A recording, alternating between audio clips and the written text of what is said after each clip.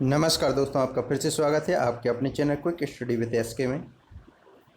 यदि अभी तक आपने हमारा चैनल सब्सक्राइब नहीं किया है तो ज़रूर कर दें साथियों। वीडियो को लाइक कर दें और इस वीडियो को अधिक से अधिक शेयर करें अपने साथियों के साथ, अपने मित्रों के साथ, सभी के साथ इसको अधिक से अधिक संख्या में शेयर करें। किसी व्यक्ति को यदि टेट से संबंधित कोई नोट्स चाहिए हो तो हमारे व्हाट्सएप नंबर पर संपर्क कर सकते हैं, जो कि आपको डिस्क्रिप्शन में मिल जाएगा। वहीं से आप टेलीग्राम चैनल भी ज्वाइन कर सकते हैं। चलिए साथियों, तो शुरू करते हैं। क्या है आज का टॉपिक? हम लोगों ने जो संस्कृत शिक्षण का वीडियो चल रहा था उसमें 2 वीडियो कंप्लीट कर लिए थे। यह आज का तीसरा वीडियो है। बहुत ही महत्वपूर्ण वीडियो है साथियों। यह सीरीज़ आप पूरी देखें। संस्कृत शिक्षण की सीरीज़ देखने के बाद आपको काफ़ी अच्छा महसूस होगा। आप क्वेश्चन लगाएंगे, आपको हल करने में कोई परेशानी नहीं होगी। तो आप इस वीडियो को ज़रूर देखें साथियों। आइए देखते हैं। पहला है गद्य शिक्षण। गद्य शिक्षण के बारे में इसमें बताया गया है। गद्य का सर्वप्रथम वर्ण यजुर्वेद में मिलता है, यह बात कही गई है। ठीक है। गद्य की परिभाषा जो छंद से रहित विधा वह गद्य कहलाती है। ठीक है। व्रत बंधोन्जित गद्यम, जी किसने कहा है? विश्वनाथ जी ने कहा है।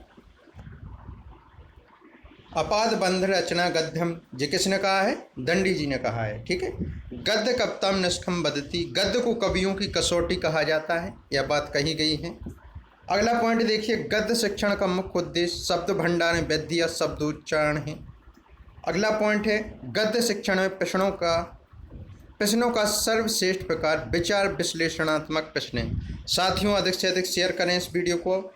आप लोगों का सहयोग बना रहना चाहिए साथियों। हम आप लोगों के लिए बहुत मेहनत करते हैं। आप भी थोड़ा सा सहयोग करें, चैनल को सब्सक्राइब करें, वीडियो लाइक करें और अपने मित्रों के साथ ज़रूर शेयर करें। चैनल नया है इसलिए आप लोगों का साथ बहुत ज़रूरी है साथियों। आप लोगों के साथ से ही हम आगे और भी मेहनत करेंगे। तो आप सभी लोग अपना साथ बनाए रखें साथियों। चलिए देखते। गद्य 2 प्रकार का होता है।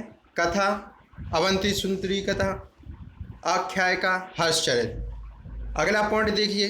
गद्य शिक्षण में वाचन का सर्वश्रेष्ठ प्रकार है आदर्श वाचन। ठीक है। आदर्श वाचन को सर्वश्रेष्ठ वाचन की संज्ञा दी गई है। गद्य शिक्षण की सर्वश्रेष्ठ विधि मानी गई वो काठिन्य निवारण विधि मानी गई है। काठिन्य निवारण विधि को गद्य शिक्षण की आत्मा कहते हैं।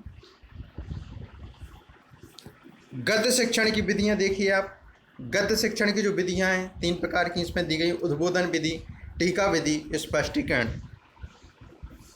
आइए देखते हैं पहली विधि का नाम क्या है? उद्बोधन विधि। इस विधि का मुख्य उद्देश्य है ज्ञानेंद्रियों को प्रेरित करना। इस विधि को पढ़ाने के लिए प्रत्यक्ष विधि, प्राकृतिक चित्त, अभिनय आदि साधन काम में लाए जाते हैं। अगला पॉइंट देखिए। छात्रों के माध्यम से अर्थ निकलवाना उद्बोधन है। ठीक है। इसका मुख्य उद्देश्य क्या है? छात्रों के माध्यम से अर्थ निकलवाना। अगली विधि देखिए जो कि है टीका विधि। इस विधि का प्रवचन विधि भी कहती है। इस विधि को क्या कहते हैं? प्रवचन विधि भी कहते हैं। यह विधि उच्च स्तर यानी कि 6 से 8 उच्च माध्यमिक स्तर के लिए उपयोगी है। ठीक है। इस विधि में शब्द की व्युत्पत्ति, संधि, समास, कारक, प्रकृति, विलोम आदि को समन्वित करके पढ़ाया जाता है। ठीक है। अगला पॉइंट देखेंगे। यह समन्वित विधि का ही रूप है। ठीक है। अगली विधि है आपकी स्पष्टीकरण विधि। इस विधि में तुलना, वाक्य प्रयोग, अंतःकरण, प्रसंग, संदर्भ, व्याख्या आदि शब्दों का प्रयोग किया गया है। अगला पॉइंट है आपका समास की बहुलकता किस शिक्षण में पाई जाती है? तो गद्य शिक्षण में पाई जाती है। साथियों, यदि वीडियो अच्छा लग रहा हो तो लाइक शेयर जरूर करें।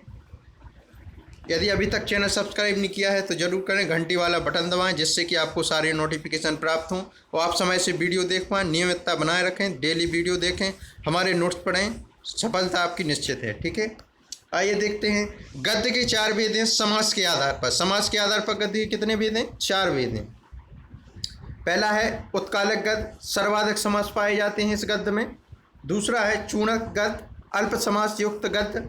तीसरा है मुक्तक गद्य, समास रहित गद्य। तीसरा है व्रतगंधी गद्य, ऐसा गद्य का प्रकार जो लय के अनुसार पढ़ाया जाए। ऐसे गद्य को क्या कहा जाता है? व्रतगंधी गद्य।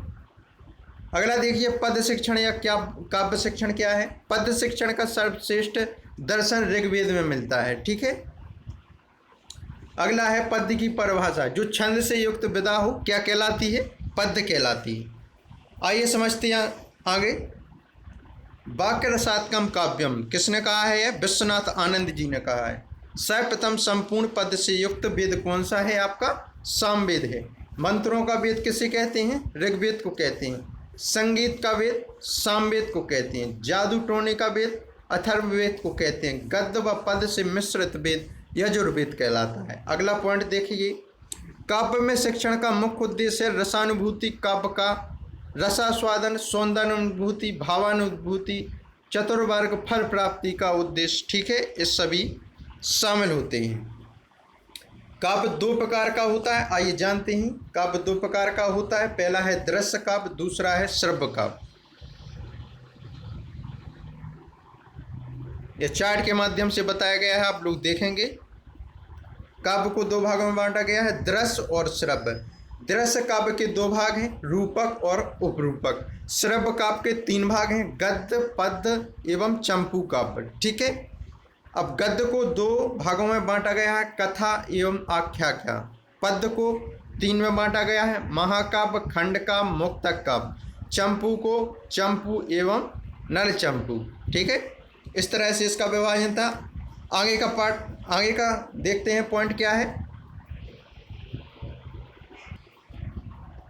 पद्य शिक्षण का सर्वश्रेष्ठ वाचन क्या कहलाता है? सस्वर वाचन, ठीक है, जो स्वर के साथ रहित होता है।